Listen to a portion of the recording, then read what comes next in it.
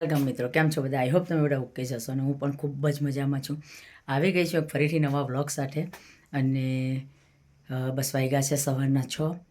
આખી રાત ઊંઘ્યા નથી અને ઉઠી ગયા છે.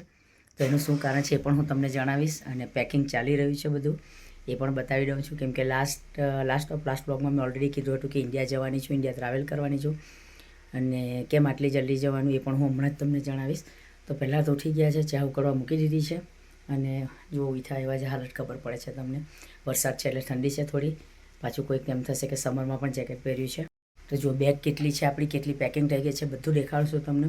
અને હા, આ વ્લોગ જ્યારે અપલોડ થઈ જશે અને તમે વ્લોગ જોતા હશો ત્યારે હું ઓલરેડી ફ્લાઇટમાં હોઈશ અને એ પણ વ્લોગ આવશે. આપણે આજે પૂરી સિરીઝ કરવાના છે, તમે પણ જોતા રહેજો કે અહીંયાથી ટ્રાવેલ કરવા માટે શું શું જરૂર હોય છે, શું પ્રોસેસ છે એરપોર્ટમાં, કઈ ફ્લાઇટ છે, કેટલી બેગ છે, કેટલા વેઇટની છે, શું અવેલેબલ છે, શું નથી, ક્યાં હોલ છે કેટલા કલાકનો. અને મેં એક વસ્તુ મિસ કરી દીધી હતી જ્યારે હું ઇન્ડિયાથી ટ્રાવેલ કરીને અહીંયા આવી ત્યારે. સરસ મજાની વાત હતી પણ તે દિવસે ખરેખર ત્યારે હું વ્લોગ નહોતી કરતી. મેં જે વચ્ચે 4 થી 5 મહિનાનો ગેપ પાડ્યો છે એ દરમિયાન, એટલે મેં વ્લોગિંગ નહોતું કર્યું. પણ જ્યારે હું મુંબઈથી એ ફ્લાઇટમાં આવી છે, મુંબઈ મારી ફ્લાઇટ પણ કેન્સલ થઈ ગઈ હતી અને આખી રાત મુંબઈમાં વિતાવેલી છું. એના પર હું ડિટેલમાં વિડીયો બનાવીશ કેમ કે કઈ ફ્લાઇટ હતી, કઈ એરલાઇન્સ હતી કે જેમાં આટલા પ્રોબ્લેમ થાય છે. તો એની ટિકિટ તમારે પણ કોઈએ ના લેવી જોઈએ, તો એ હું શ્યોરથી જણાવીશ. ઇન્ડિયા પહોંચી જાઉં ઘરે પછી હું વ્લોગ અપલોડ કરીશ એના પર 100%. અને પછી આખી રાત વિતાવ્યા પછી મેં મુંબઈ એરપોર્ટમાંથી ફ્લાઇટની ટિકિટ કેન્સલ કરાવીને રિફંડ લઈને મેં બીજે દિવસે સવારની ટિકિટ કરી હતી અને એમાં મારો હોલ 18 hours હતો વચ્ચે. એના માટે એ જે એરલાઇન્સ હતી જે મેં બીજી ટિકિટ કરાવી એની એટલી સરસ સર્વિસ હતી કે શું કહેવાય, નંબર 1 ને એના પર બી કોઈ ઉપર હોય તો બધું ફ્લાઇટે પ્રોવાઈડ કર્યું હતું. ત્યાં જ્યાં હોલ્ડ હતો એ કન્ટ્રીમાં 18 hours હોલ્ડ હતો, 5 star hotel, dinner, breakfast, lunch, wifi અને તમારો સેપરેટ રૂમ. અને રૂમમાં શું શું મેં એની ક્લિપ ઉતારેલી છે એ પણ હું એ વ્લોગમાં એડ કરીશ તો તમને પણ જોવા મળે, એટલે તમને પણ થોડી આઈડિયા રહે કે જે લોકો અહીંયા રહેતા એ લોકો અવારનવાર ટ્રાવેલ કરતા હોય ઇન્ડિયા કે ઇન્ડિયાથી આવે તો ખ્યાલ આવે કે કદાચ આ ફ્લાઇટમાં એવરી ટાઈમ પ્રોબ્લેમ થાય છે તો એની ટિકિટ આપણે ના કરાવવી જોઈએ.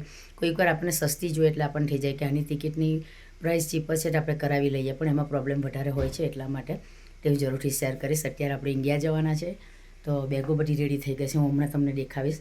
જરાક કામ છે એટલે બહાર જતા છે અર્લી મોર્નિંગમાં. બબુ 5 વર્ષ ઉપર થઈ ગયો છે અને સ્કૂલનું એડમિશન થઈ ગયું છે તો સ્કૂલમાં જઈએ છીએ, એના યુનિફોર્મ કલેક્ટ કરવાના છે એટલા માટે. તો આવીને પછી હું તમને દેખાડીશ કે બેગો બધી રેડી થઈ ગઈ છે. મારી હેન્ડબેગ પણ રેડી થઈ ગઈ છે, પર્સ રેડી કરી દીધું છે કેમ કે આજે રાતે જવાનું છે એરપોર્ટ અને અર્લી મોર્નિંગની મારી ફ્લાઇટ છે. તેમાં પણ હું પૂરી ડિટેલ તમને દેખાડીશ ક્યાં હોલ છે, શું છે શું નહીં. તો તમે વ્લોગને કન્ટિન્યુ કરજો અને આજે જેટલા કામ છે એ પણ પટાવવાના છે સાંજ સુધીમાં, તો એ પણ આપણે આ જ વ્લોગમાં કન્ટિન્યુ કરશું. તો ચાલો અમે પહેલાં સ્કૂલે જઈને આવીને પછી આપણે વ્લોગને કન્ટિન્યુ કરીશું. બબ્બુ કેમ નથી દેખાતો? જો વરસાદ છે અત્યારે, અહીંયા એમ પણ સમર ચાલે છે. ઓલરેડી મેં ઘણા વ્લોગમાં કીધું છે હમણાં સમર છે પણ સમરમાં વરસાદ હોય છે. કન્ટિન્યુ 1 મહિનાથી વરસાદ પડે છે અને આજે પણ વરસાદ છે અત્યારે. જ્યારે હમણાં જવા નીકળવાના જસ્ટ સવારના ચાલુ થયો મોર્નિંગમાં. Ways my Babu? સે હેલો. ઓ તો ચાલો બાબુની સ્કૂલમાં જઈએ છીએ યુનિફોર્મ કલેક્ટ કરવા માટે. તો હું સ્કૂલ પણ દેખાડી દઈશ તમને.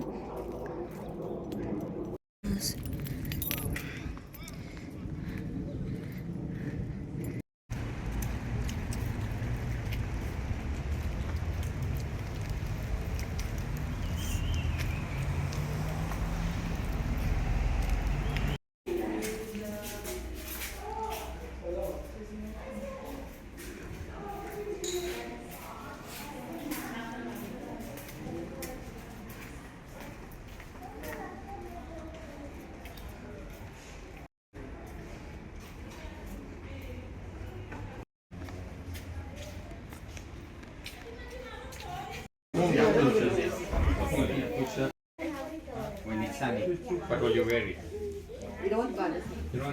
હા, Ah, so smart. You want the... what's this number? It's 24. Yeah, What is the 154? that's 24. It's big, yeah. Jersey is fine on 24, but try karo bhabhi.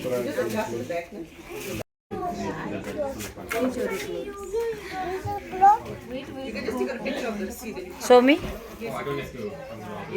Ah. Now Babu going to school. Ah, he looks so handsome.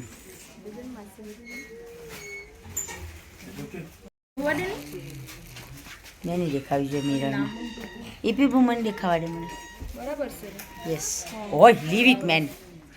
You want Nice. the tracksuit also?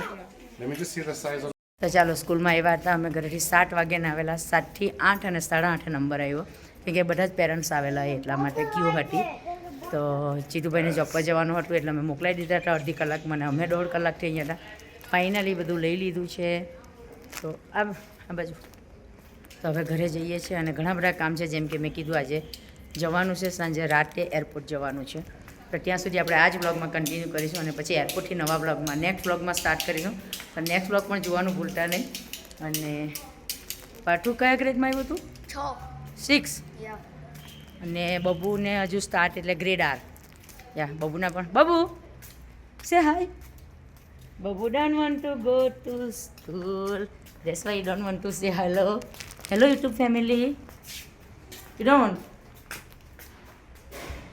બબુને ભણવાનું નથી ગમતું કેમ કે 5 વર્ષ રમી ખાધું છે એટલે same story બધાની પણ હવે જવું તો પડશે જ તો અહીંયા કેવું હોય છે મેં તમને સ્કૂલ પણ ઓલરેડી દેખાડી દીધી અને અહીંયા તમે બહારથી પણ બાય કરી શકો પણ આના ઉપર જે સ્કૂલનો સ્ટેમ્પ છે સોરી મારે કોઈનો ફોન આવી ગયો હતો અને હું આ જ ફોનમાં વ્લોગિંગ કરું છું અને ફોન આવી ગયો એના માટે વાત અડધી રહી ગઈ તો અહીંયા એવું હોય છે કે આ જે ઈપી વુમન સ્કૂલ છે એનો સ્ટેમ્પ હોય છે એટલે એ તમને બહારેથી નહીં મળી શકે તો જે વસ્તુ અવેલેબલ હોય તમે પેન્ટ શૂઝ એ વસ્તુ તમે સોક્સ એ બધું બહારથી બાય કરી શકો આ કમ્પલસરી તમારે અહીંયા સ્કૂલમાંથી લેવાનું હોય છે એના પૈસા પે કરવાના હોય છે જે પણ એની પ્રાઇસ હોય તે પછી એ 200 હોય 500 હોય કે 600 હોય પે કરીને બધા પેરેન્ટ્સે કમ્પલસરીથી અહીંયાથી લેવાનું હોય છે તો બસ અમે પણ લઈ લીધું પાછુંના બબુના બંનેના લઈ લીધા છે અને બસ હવે ટેક્સી હાયર કરી દીધી છે ઓલરેડી તો ઘરે જઈએ છીએ આજે સાંજ સુધી આવું જ રહેશે તો વ્લોગને કન્ટિન્યુ કરજો આપણે જોઈએ છે શું શું કામ છે શું નહીં ઈપી વુમન સ્કૂલ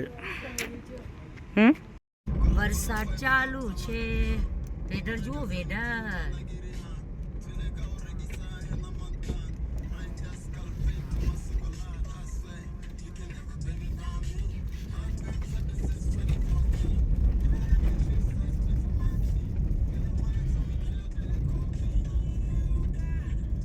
જુઓ હવે સ્કૂલનું કામ પતાવીને અમે આવી ગયા છે અહીંયા સેલૂનમાં એ પણ કાળિયાનું સેલૂન આપણું ઇન્ડિયન સેલૂન નથી આ તો મારે હેરસ્ટાઈલ કરાવી છે એ લોકો જેવી બ્લેક લેડી જેવી રેડી થાય બધું કામ કમ્પ્લીટ થાય એટલે હું તમને દેખાડીશ કે હેરસ્ટાઈલ કેવી મેં બનાવી છે મને બહુ વખતની ઈચ્છા હતી એટલે આજે ફાઇનલી મેં કરાવી જ દીધી છે તો આપણે જોઈએ રેડી થાય કમ્પ્લીટ થાય એટલે જોઈએ તમે બેક સાઈડે જોઈ શકો જે કરે છે એની પણ એ જ ટાઈપની હેરસ્ટાઈલ છે તો મેં સ્ટાર્ટ કરી દીધું છે કામ આવી ગયા છે મેં અહીંયા એને સ્ટાર્ટ કરી દીધું છે ઓલરેડી જુઓ ફૂલ ફાઇનલ થાય પછી હું તમને દેખાડીશ તમે મને કહેજો કે કેવી લાગે છે અને કેવી નહીં ચાલો આપણે પહેલાં એક કામ પટાવી દઈએ અને પછી જોઈએ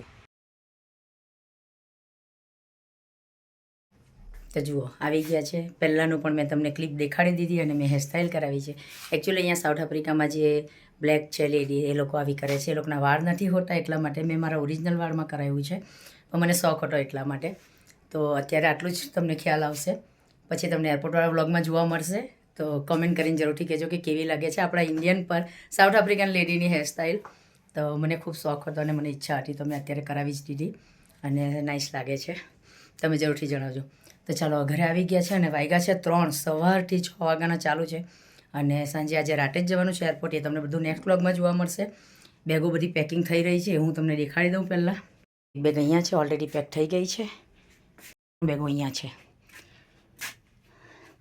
આ વખતે મેં તમને થશે કે 2 23 કેજીની બેગ હોય છે ઇથોપિયન એરલાઇન્સમાં હવે 3 બેગો કરી નાખી છે એટલે અમારી હેન્ડબેગ છે આ 2 23 કેજીની બેગો છે અને એક જે રેડ બતાવી ઓલરેડી એ પણ 23 કેજી છે બધો સામાન પેક થઈ ગયો છે બધી તૈયારી થઈ ગઈ છે આખો દિવસ કશે જવાના હોય ટ્રાવેલ કરવાનો હોય ત્યારે આવું ના ઉઠાય છે બધું 2 મહિનાથી તૈયારી કરીએ છીએ એકચ્યુઅલી ટિકિટ મેં 3 મહિનાથી કરાવી દીધી હતી ઓક્ટોબરની 15ના મેં ટિકિટ કરાવેલી હતી એટલે એક્ઝેક્ટ આજે સાંજે રાતે 3 મહિના થવાના 3 મહિનાથી ત્યારથી બધું ચાલુ છે કામકાજ છતાં પણ લાસ્ટ ટાઈમમાં તમને પણ ખ્યાલ હશે કોઈ ટ્રાવેલ કરતો હશે એમને કે સેમ ટાઈમે સેમ ડે જ્યારે એરપોર્ટ જવાનું હોય ત્યારે બધું કામ યાદ આવશે અને બધું બાકી રહી ગયું હશે કે આ ભરવાનું બાકી છે આ હેન્ડબેગમાં મૂકવાનું બાકી છે આ રહી ગયું આ કરો બજારમાંથી આ લાવવાનું બાકી છે 3 મહિનામાં અમે મોલના 10 કાંટા માર્યા હશે બીજે અહીંયા ગયા હશે અહીંયા ગયા તો પણ કંઈ ના કંઈ કામ રહી જાય છે તો હજુ શ્રીફળ લાવવાના બાકી છે. તો અહીંયા 2 શોપમાં ચેક કર્યું, નથી મળ્યા. તો હમણાં જઈએ છીએ, એ લાવવાનું છે. એટલે હજુ પણ કામ બાકી છે. 3 વાગ્યા તો આઈ હોપ 5 વાગ્યા સુધીમાં બધું કામ પતી જાય. તો ચાલો આપણે વ્લોગને કન્ટિન્યુ કરશું. જોઈએ આપણી ઇન્ડિયન જે ગ્રોસરીની શોપ છે ત્યાં જઈએ પહેલાં અને શ્રીફળ લઈ આવીએ. અને let me open for you.